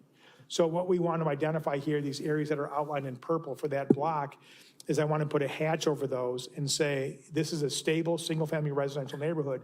If over time, because of the commercial activity, some of these residential properties become available for redevelopment, mixed residential or something other than just single-family detached ought to be considered, all right? But it's an infill by infill, not this whole block should be redeveloped. And that's the intent, but it's reading like this whole block should be redeveloped. And if somebody came to my neighborhood and circled me and my 14 neighbors and said this should be redeveloped, I'd be showing up at the next city council meeting. So I want to articulate word and represent what our intention is for that block. That said, I also am wondering if we shouldn't take that gateway and move it a little bit over to be a downtown gateway. I don't know if having it as far over as 75th is the right location for that. Maybe, maybe not, I'm not sure. I can talk about that with staff tomorrow. That darker red color that you see throughout most of this, right? Some of it circled as priority redevelopment, some of it not circled as priority redevelopment. But this is mixed use, right? If you think of any downtown, I don't care where in the US, and I don't care if you're talking a small downtown or a large downtown, and I don't care if you're talking about one that's historic or one that's brand new, there are hallmarks of all successful downtowns, right? It is a mix of uses in a pedestrian-friendly, walkable environment with greater residential densities and can be found in typically often the rest of the community or in close proximity. It has a sense of place that isn't replicated anywhere else in town. Parking is available and easy to access, but never visually dominant. When you're in the downtown, you can get that at Home Depot, you can get that at Hy-Vee. If you're in the downtown, you don't see fields of parking. If you do, that is a beacon for a redevelopment site.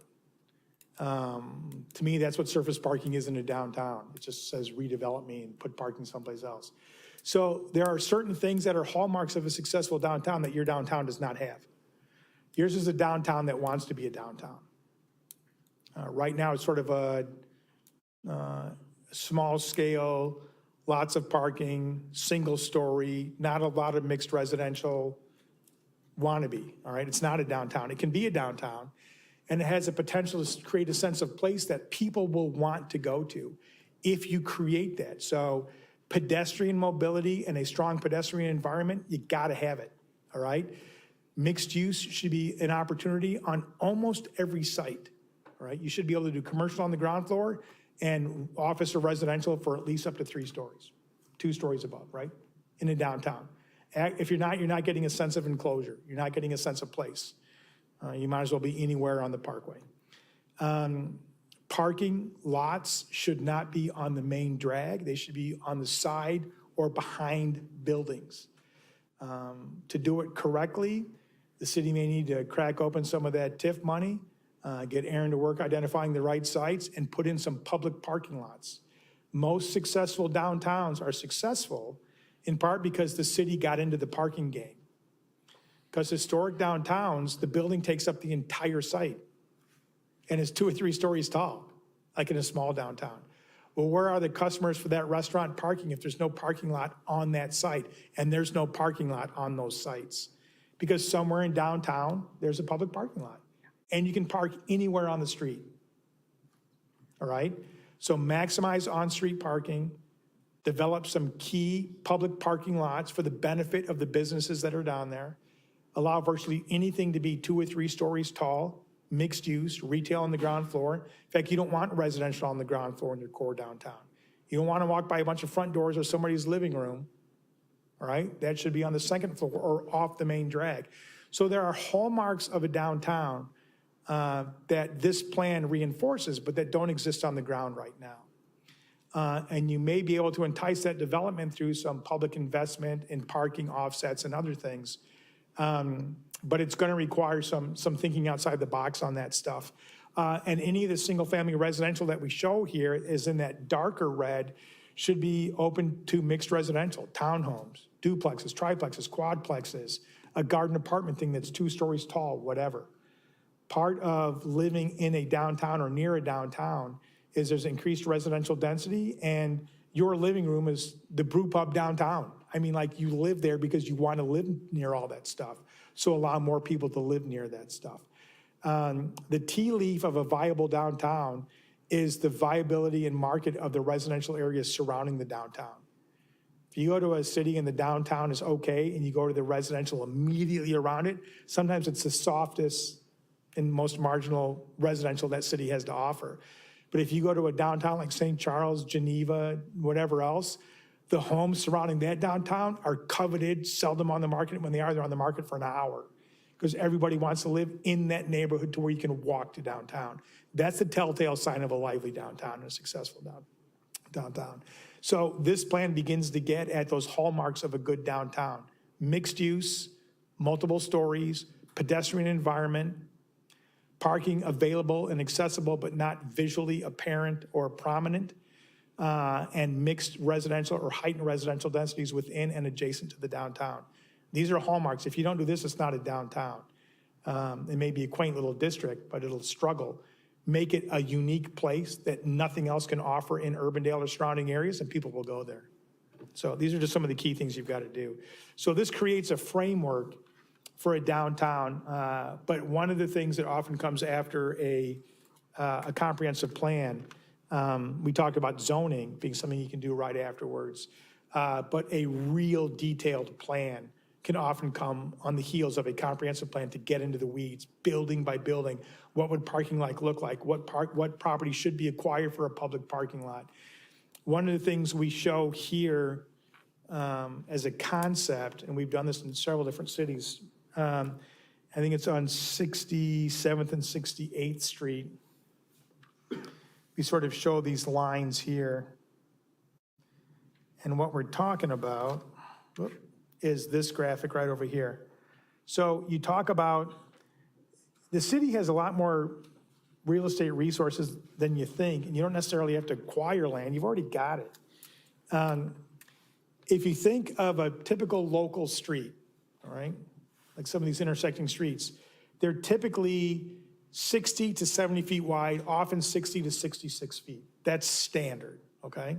Now, I don't know exactly what the right-of-way is here, but I can tell you 100% it's at least 60. 60 to 70, likely 60, maybe 66, but at a minimum, 60 all day long, I'd guarantee it. Does anybody know, if you go to Hy-Vee, what a standard parking module is? I'll give you a hint, it's the same as the right-of-way here, it's 60 feet, all right? Most commercial parking lots all across the United States have an 18-foot parking stall, a 24-foot two-way driving aisle, and an 18-foot parking stall. So you can drive either way and pull into your spot, right? Whole Foods, Hy-Vee, anywhere. That's 60 feet. That's the exact same width as a right-of-way. So if the city wanted to, at a strategic location in the downtown, they could come in and say, you know what? We're going to cul-de-sac for 1 block or a half a block this street as it tees into Douglas. And because some of these lots are 75 feet deep, that's nothing. You can't put anything in 75 feet, let alone a parking lot, right? That's an ugly strip center or a building with no parking. But if you can vacate one of these streets, which you already control, all right, cul-de-sac it on the residential side, right? And on the city side or on the Main Street side, you put in your 18, 24, 18, and you can put in 12 parking spaces at the cost of restriping. Then if I have the adjacent commercial property, my building can right off the bat be 28% bigger because I don't have to put a public parking lot on my property. All right? You can begin to speckle convenient, easy to access, easy to find public parking in a downtown to maximize development potential without giving away money other than vacating a right-of-way and restriping it. And then I'm the restaurant that goes next door. I don't have to put in 14 parking spaces. I'm golden. My building can be bigger. Again, if an outdoor dining area next to my restaurant, whatever. I'm not using valuable real estate to put in parking. So there's little things like this that can and should be done throughout the downtown. We show examples of how this works But to get into a detailed downtown plan and specifically how to make this happen and leverage TIF funds, that's a pretty heightened level of detailed planning. So one of the key things that comes out of a comprehensive plan, and every state will say this, even Iowa will say, it's a foundation for zoning, right? It communicates your message to surrounding municipalities in the region. It is a economic development tool to give staff direction to go out and do things. It is guidance to the development community as to what you want where. So it articulates to the development community how you're going to evaluate their proposals. And another thing is it identifies areas that need further study, because it can't all be done here. Your downtown may be in need of a legit, detailed, parcel by parcel. We have TIF funds. How are we going to get this done in 10 years to transform the downtown? You can do it, but it's not a downtown yet in the true sense of a downtown. So if you drive through an area and say, are we in the downtown yet? Then it's not the downtown it can and should be. So that was a long-winded diatribe on downtowns. But you've got the bones for one, and it would be so cool to have at that location. But you've got some work to do to set the table for that to happen through private investment. We identified some things about the mall redevelopment connections and how to provide a better access back to that site. That's on page 57. We show different ways of cross-access for sites as well as vacating rights-of-way to provide pedestrian arcades through building frontage. So you can have the parking behind a building and have pass-throughs through building or adjacent buildings to parking in the rear by providing, the other hallmark of a downtown is what they call a street wall. In any downtown you walk through, if I'm walking on the sidewalk, this is the building right here, and I'm walking on the sidewalk, right? I can look in and see like a studio or paint or a restaurant or people eating or whatever. Like this is interesting. I'm walking down the sidewalk. This is the building. This is a 10-foot wide sidewalk. There may be chairs or people eating or tables. What you don't want to walk by is a parking lot. I don't want to walk through the downtown on a sidewalk for a block or half a block and just see bumpers and cars, or nobody wants that. Nor do you want to walk by a building and see, nothing against accountants, I don't want to see a bunch of accountants sitting at desks in a downtown. That's not engaging to me. Realtors, accountants, planners, whatever.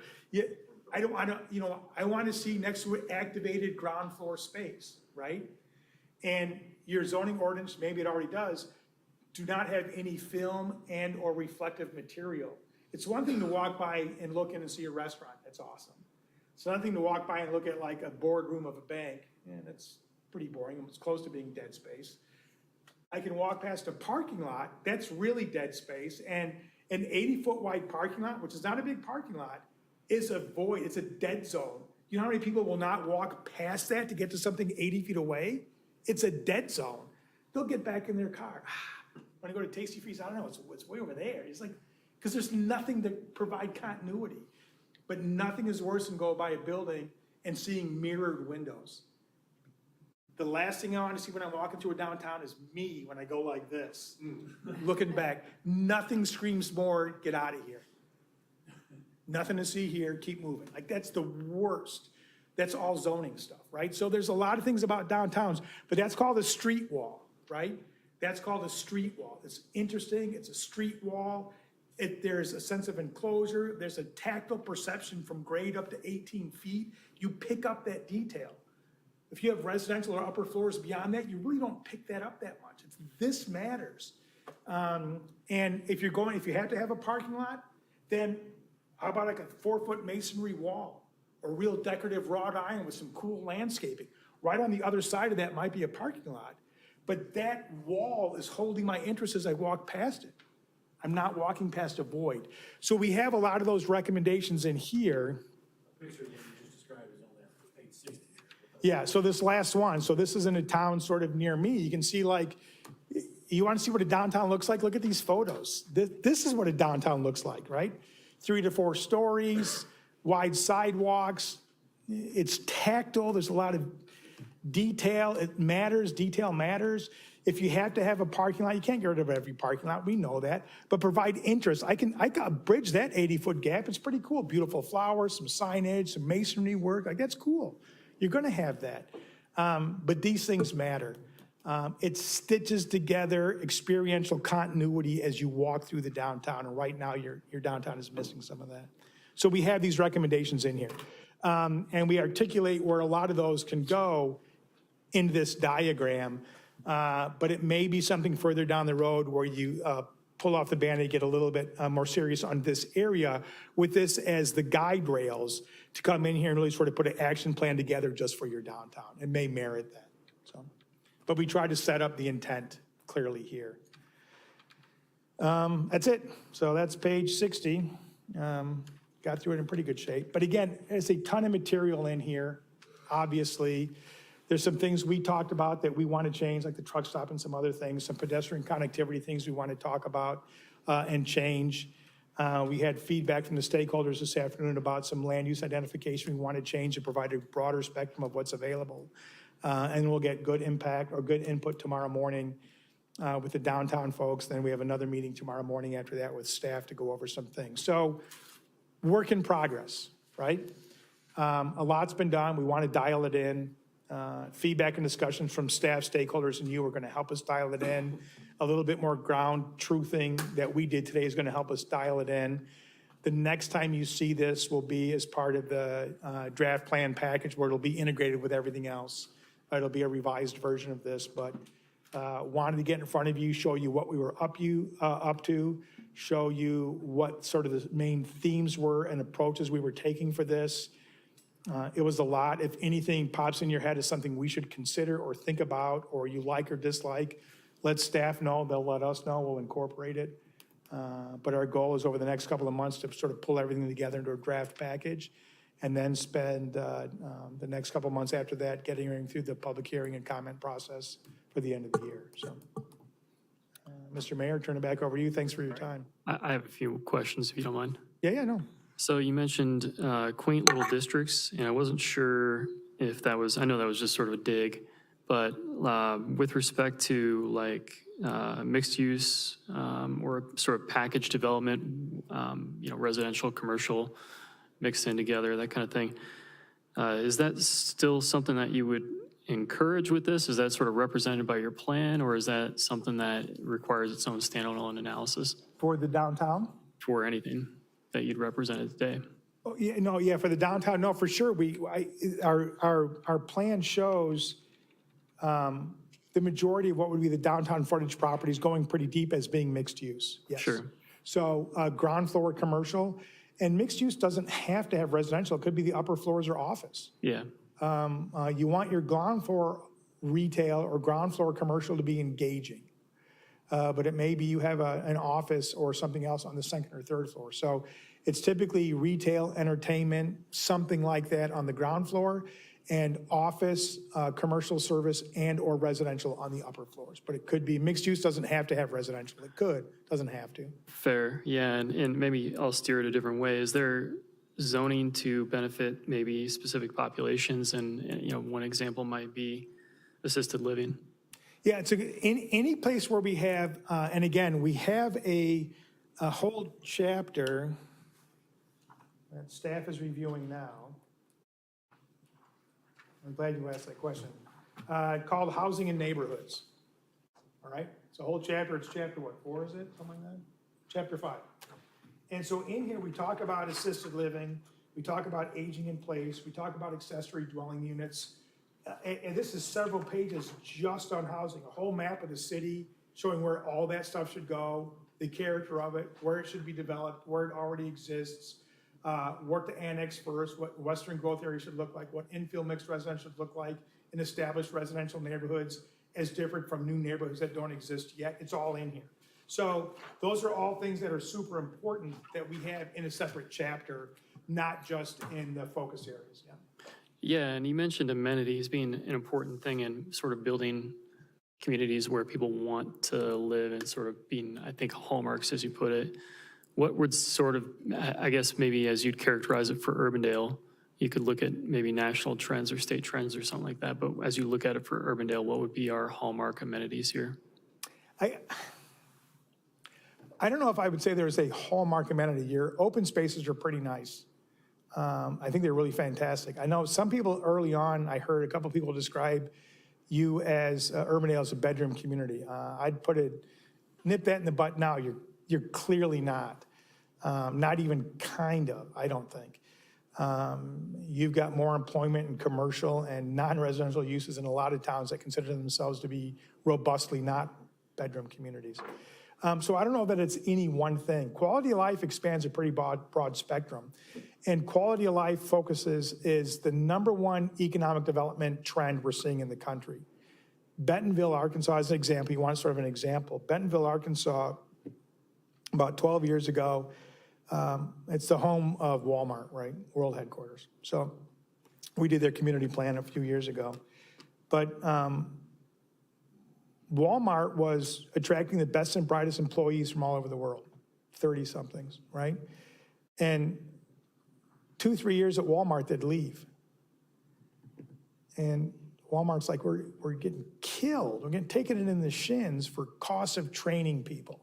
And we're getting the best people. Why can't we keep them? Competitive salary, world's largest retailer, whatever. So they did a bunch of exit interviews after a while, and circled back to people who had left, and they said, listen, I got the resume, I got the job, I got the experience. After 2 years of living in Northwest Arkansas, I was out of there. Like, I didn't want to live there, right? That's a hard thing to say. So the two of the Walton brothers, the sister focused on Crystal Bridges Museum and art. I don't know if you've ever been there. It's stunning. If you haven't been there, take a long weekend, take a significant other, go there and explore it. You'll go back again. It's fantastic. The two brothers' sons, so the grandson said, hey, Dad, if you really want to make Benton Hall a better place to live, we love mountain biking. They were really into it. They traveled all over the world. Like, let's make Bentonville the mountain biking mecca of the country. People laughed at them. Well, they went out and hired the world's best mountain bike trail designers. They came in and designed a regional system. They paid for all the improvements, bought the land where they needed to, gave it back, whatever else. 6 years ago, they hosted the World Mountain Bike Summit annual event, and it is now one of the global destinations for mountain biking. They put their money, they started using not-for-profits to buy up old abandoned churches and buildings and putting in culinary institutes. They started hiring professional wait staff and like people who know about wine. I don't drink wine, so I don't know what those things are called. And sommeliers and mixologists. And they started opening up these amazing restaurants. And their goal was, let's focus on economic development by not focusing on the economics and just focus on making Bentonville the best place to live, period. So that's all they did. And now Bentonville is close to triple what it was when we were down there 5 years ago. It is considered one of the greatest small towns to live in the United States. It's not small anymore. And now people are moving there in droves that have nothing to do with Walmart. They're like, oh, Walmart's. They're like, oh, really? It's just the coolest place. Oklahoma City did the same thing. And I'm telling you this for a reason.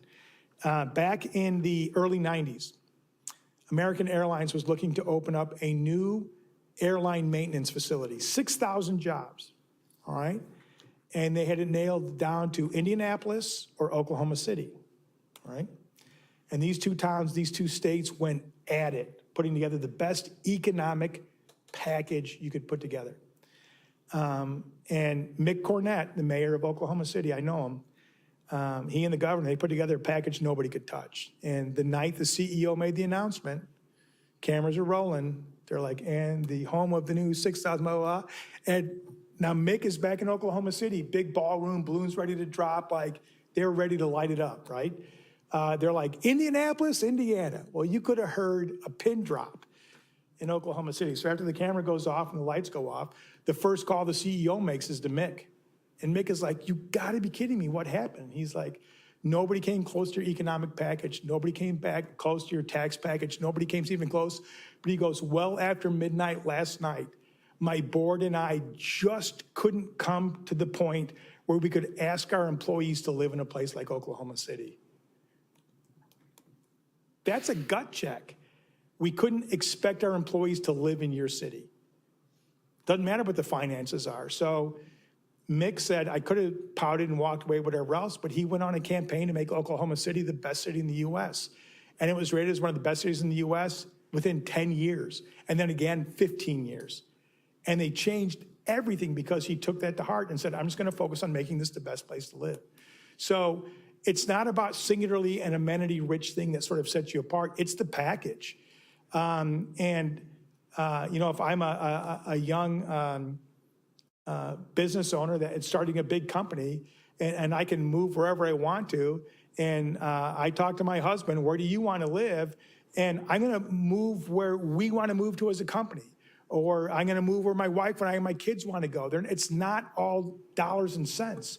It's where businesses want to locate. It's where people want to raise a family. It's where young professionals want to live. It's all that stuff. So it's not one thing. It's got to be a package. And you only do that by diversifying your offering and make sure that offering is quality no matter what the offering is. And that goes for residential, commercial, mixed districts, pedestrian mobility, recreation. It doesn't matter. It's all of it. So it's quality of place. And so I don't know if I could even point to one Urbandale thing that would be a distinguishing thing. You've done so many things right, and you're regionally located so well outside of Des Moines along the highway, but you're your own thing. You've got so much going for you. No, thank you for that. I appreciate it. And yeah, I was hoping you'd address dog parks, but I think you covered it pretty well. The last sort of comment question I have here is about IIJA funding and sort of resources that are becoming available or burgeoning right now with the federal government. I wasn't sure if you had any targeted strategies with respect to zoning. Not yet, no. We're doing a lot of that in other states as well, where different states legislatively are prioritizing different things to get at some of the federal funding that are coming out. But we haven't gotten to that point in the process yet, so. Yeah. Thank you, that's it, thank you. Yep. I have one comment. When you meet with the downtown folks tomorrow, I guess I'm curious what their vision are, and obviously that's why you're talking to them.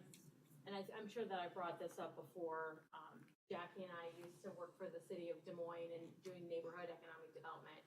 And in Highland Park, which is kind of a bustling, new old area. I mean, 20 years ago, when Jackie and I were working there, Highland Park wanted to be Urbandale. And now we probably want to be more like Highland Park. Yeah. So I guess I'm just wondering, when you talk to them, like what their vision is. Because I mean, I don't feel like, I don't know if there's much turnover in the property owners there, or, you know, there's some long time property owners there, and do they care? Are they content with the way things are? I don't know. That would be my, what I would like to hear back from you is kind of what their vision is. Sure. Because if we can do all the pretty documents that we want, but if they're not buying in, we don't have the money to go in and do a full, I mean, we can do a block or so, but we don't have the money to go in and do a full scale redevelopment. Yeah, no, I'm eager to find out and hear that conversation as well. Local property ownership can be tough. I mean, sometimes you get property owners that are great to work with, some that are indifferent to work with, and some they have a dilapidated property. They live in Naples. They're getting their check in the mail every month. They just don't care. And that happens. That's the reality of it. So I'm eager to have that conversation as well to see what they're doing. I guess the easiest way for me to sort of encapsulate all the changes that I'm seeing taking place, it's largely predicated on the notion, no, this is what I say anyway, that for the first time in history, 24-year-olds and 64-year-olds want the same thing. It's never happened before. It used to be those entering the workforce were asking for stuff, and the 64-year-olds were on city councils, and they didn't want any of it. We don't want multifamily. We don't want rental. We don't want bikes. We want cars. It was like for like a century though, the market for 24-year-olds, those entering the job market, was not the priorities of those exiting the job market or well situated in the job market. 24-year-olds and 64-year-olds did not want the same thing. Their list of top 20 probably wasn't even the same. But now, more and more, they want to be able to bike. They don't want to have to drive. They want the option to rent. They don't want to have to own. They don't want to have to live in a single-family home. They want options that are other than single-family detached residential. They'd rather have a fancy mountain bike than a fancy car, and they'd rather spend their money on experiences than stuff. And those 6 things are aligning, and it's rapidly changing the urban landscape because people exiting the job market want the same thing as the kid right out of school. It's never happened before, so stuff is changing lightning fast because for the first time, that spectrum or diverse range of wants and desires is now the same at both ends of the curve. It's never happened before, not like to the extent it has now. John, another question kind of on what she was saying, but it's the Plum Drive. Right now, we have kind of 2 competing strategies, possibly. We have a blank slate up on North Polk. We can design it, we could have another district, because that's what Ankeny did. They started with the district, now they're redoing their downtown.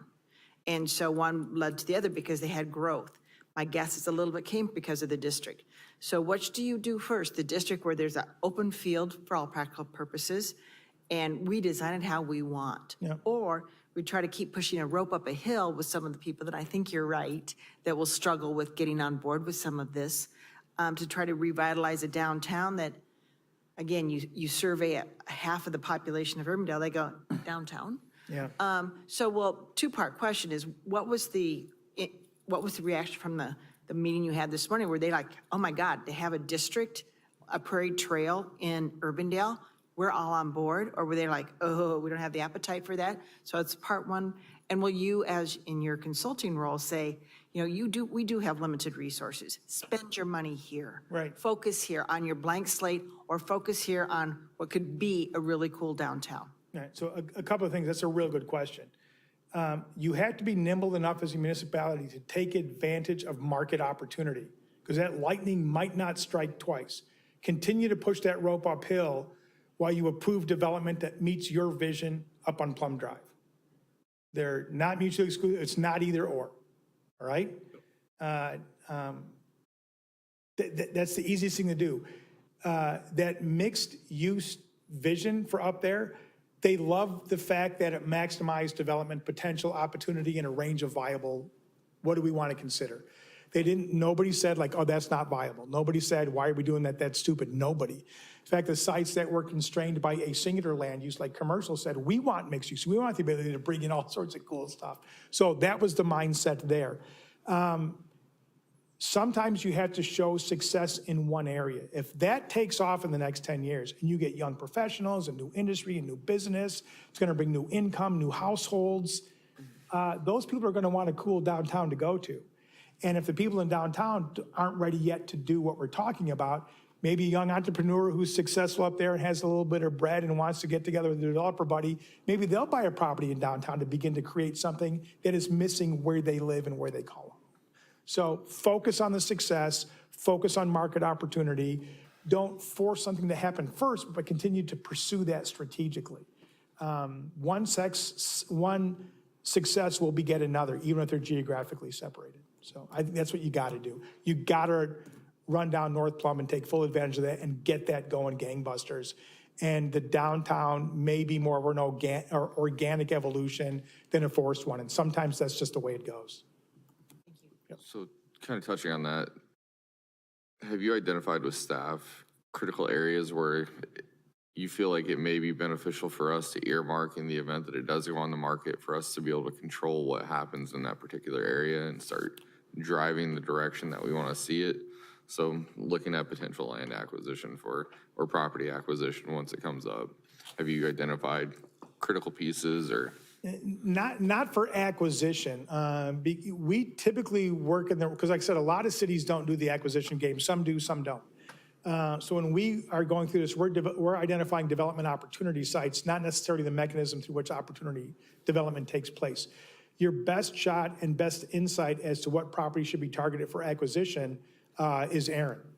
And driving around with him when we were out here a couple months ago, He was talking about different sites, the history, the ownership, what's open to, what's not open to. We're pursuing this, we're not pursuing that. This is what they're asking for this property. These guys are crazy for what they're asking for. Like, I'll never have that insight. And most cities don't have anybody on staff with that insight. So he is a great resource to identify that, and he can begin to be, with the rest of staff, a key implementation tool to identifying this is going to be our best bang for the buck. This could be a catalytic development. Catalytic development doesn't have to be necessarily big. It can be small if it's in the right place. And sometimes what a city needs to do is identify catalyst improvements that are the first domino to go. And he's going to be your best shot, and other staff to identify those better than we would as terms of a means of acquisition or more market forces. So. Would the same be true for prioritization in terms of like cost benefit? There's a lot of areas here that, may take a substantial capital improvement. We're pretty good at identifying what we think is a priority move versus not, like a priority second tier or tertiary investment opportunity. We're pretty good at that. But the one thing that will buck prioritization is market opportunity. To go back to the question I phrased with you is, something may be perceived as a priority one. You're struggling to try to get ownership, control, whatever else. And something else might be considered a priority two, and all of a sudden it becomes on the market. Guess we're just moving into the number one slot. So opportunity dynamics change with market opportunity. And you just got to be nimble enough to not be so rigid as to say like, yeah, I know that's available now, but that's number two. I'm going after number one. Get number two picked off, and then maybe number one will come on its own or soften up. So you got to be aware of those things, but market opportunity will drive prioritization over time, pretty quickly, actually. Okay, thank you. Yep. All right. John, thank you very much. Thanks so much for your time. I appreciate it. Thank you to everyone for great comments, good input tonight. So we're making great progress, I think. So thank you, everybody, for your time tonight.